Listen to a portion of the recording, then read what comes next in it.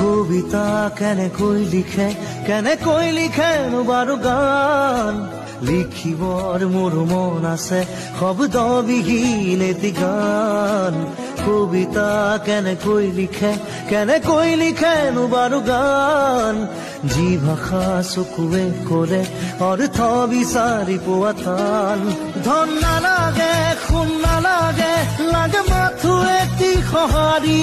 জোন নালাগে তৰা নালাগে লাগে মাথো এটি হাঁহি সাধাৰণ মোৰ জীৱনত অসাধাৰণ সুখবাহী